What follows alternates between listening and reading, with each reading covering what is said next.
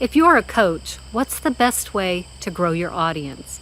Should you invest in paid ads, focus only on organic content, or should you try a little bit of both? Most coaches lean heavily toward one path, and then they wonder why they feel disappointed, discouraged, or frustrated when it doesn't deliver the way they want it to.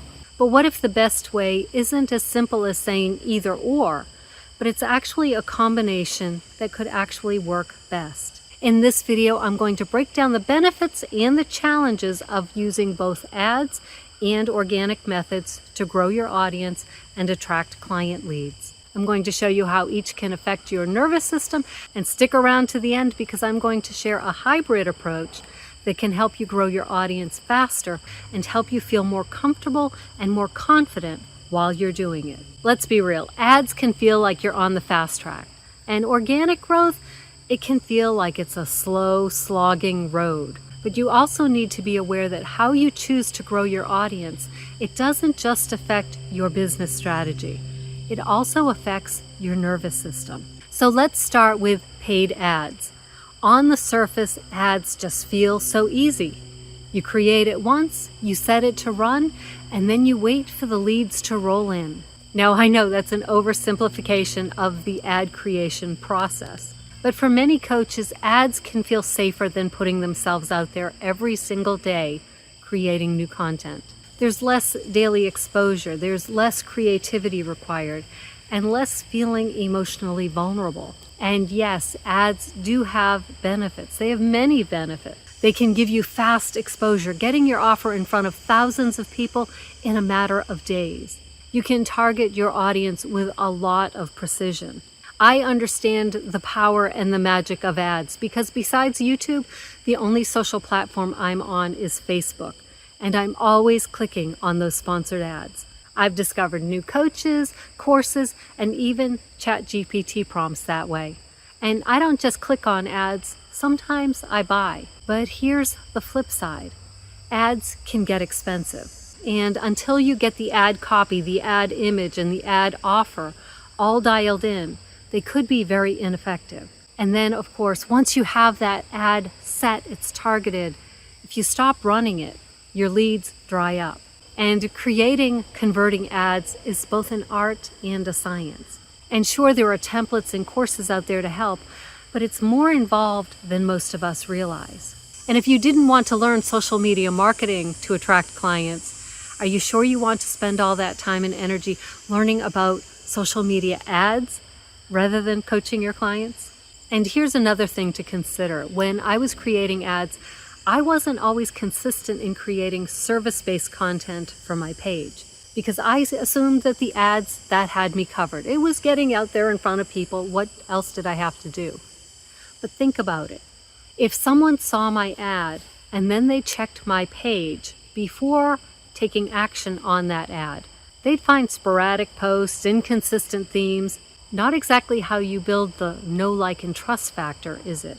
And then if you think about it, you're basically buying attention. It's kind of like those fun romantic comedies where someone hires a date to impress the family. It always works out in the end, but it's definitely not a stress-free path to love. But if you choose ads, I hope it's a match made in heaven.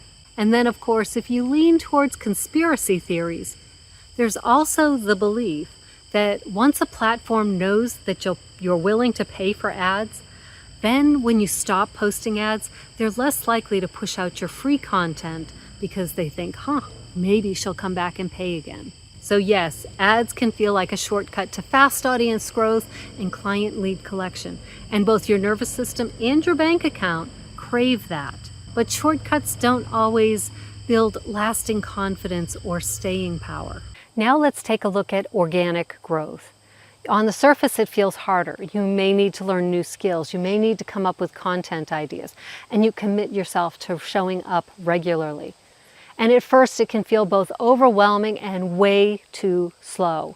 But from the nervous system's perspective, organic growth, when approached in a way that reduces the sense of pressure and anxiety, actually gives your body time to adjust to it.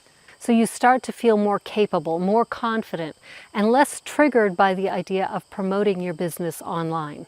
And the benefits of organic growth are huge, because focusing on organic growth doesn't just build your audience, it builds you.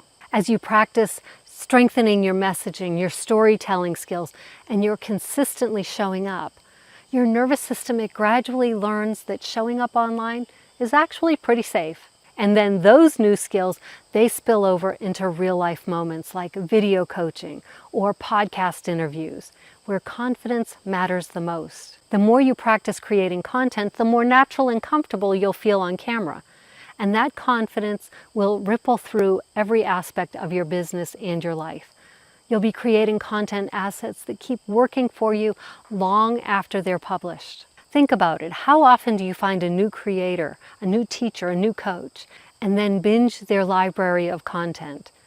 And that's what builds trust and loyalty. So yes, organic growth takes longer. But that slower pace is what allows your nervous system to acclimate and to expand your comfort zone. It builds both true confidence and staying power. Now, here's that part that I promised at the beginning. If you don't want to choose between ads and organic, and you want to use both to grow your audience, I recommend using a hybrid approach. You'll experience the benefits of both, and you'll reduce the financial and nervous system hit of the challenges. So here's how you can do it. Use YouTube for long-form, organic, evergreen content. This is where you'll build trust, authority, and a library of content that grows over time. And then use a different platform for your ads and what sometimes feels like throwaway content. This way you get the quick reach of ads without confusing the algorithms or putting all of your eggs into one basket. It's like building safety and strength into your business at the same time. And if YouTube feels daunting to you, I've created a free resource to help you get started. It's a list of 5 YouTube channels that I recommend for new YouTubers who want to start and grow their channels. These creators have been my mentors on my own journey. Drop the word mentors in the comments and I'll send you the link. If you're thinking this sounds great, but I don't have years to figure it all out, that's where I can help. I guide coaches through an organic audience growth process in a way that feels safe, practical, and sustainable. So you can grow your audience, grow your confidence, and your income at the same time. Think of it as a playground, a practice arena for your dream business. It's a safe space to practice, experiment, and grow without the pressure to perform. No one's grading you on this. And as you build your audience, as you hone your skills, you'll not only feel more confident and capable, you'll also start seeing results in the number of client leads you collect. Ads can feel fast, but they're also fragile. Organic growth is slower, but it's more sustainable.